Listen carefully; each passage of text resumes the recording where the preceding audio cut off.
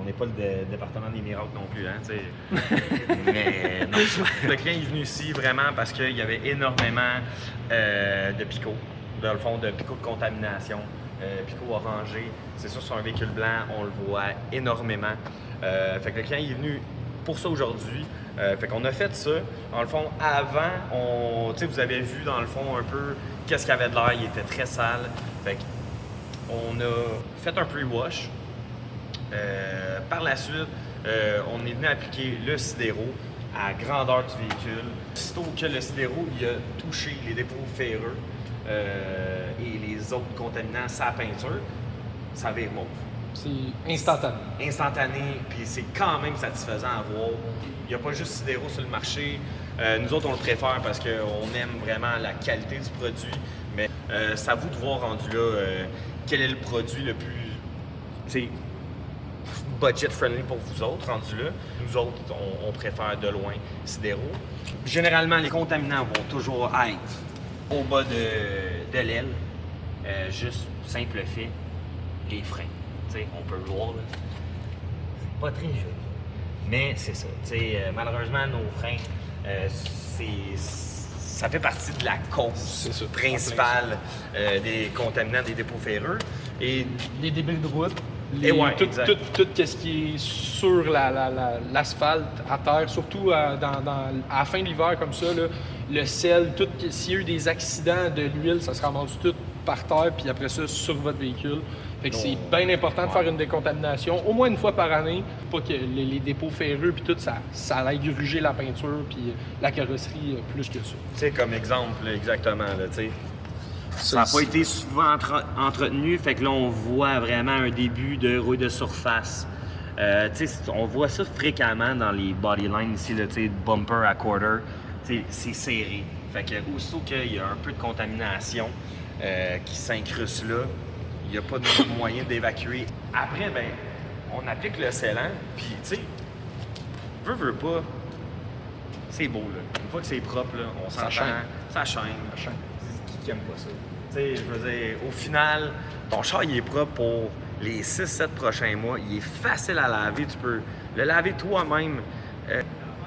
Facilité là, chez vous avec ta hose à jardin. Tu sais, je veux dire, au lieu de passer 4 heures à frotter ton char chez vous le dimanche, en concession ou avec un centre esthétique, fais-le par un professionnel, au moins à la sortie de l'hiver ou au début, là, peu importe. Mais ça va vous aider énormément à faire l'entretien chez soi pendant le 6-7 mois que ça va durer. Là, je veux dire, on les aime tous nos chars, là, puis on veut les garder le plus longtemps possible. Surtout, les prix des véhicules sont chers. Ça donne le goût de faire attention puis d'essayer de l'entretenir un peu plus. Juste l'entretien du véhicule se fait plus facilement d'un coup qu'il est entretenu à chaque année comme ça, puis qu'on fait attention. Le reste de l'année, ça va bien.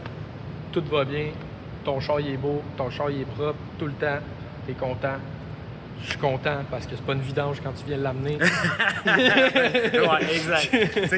C'est ça, tu sais, je veux dire, au bout de la ligne, là, c'est comme chez vous, ça vaut la peine d'entretenir ton véhicule, surtout si tu planifies de le garder pendant au moins minimum 5 ans. Là. Fait que, tu sais, je veux dire, c'est un investissement. C'est un investissement, ça vaut la peine. C'est un investissement pour quelque chose qui te fait perdre de l'argent.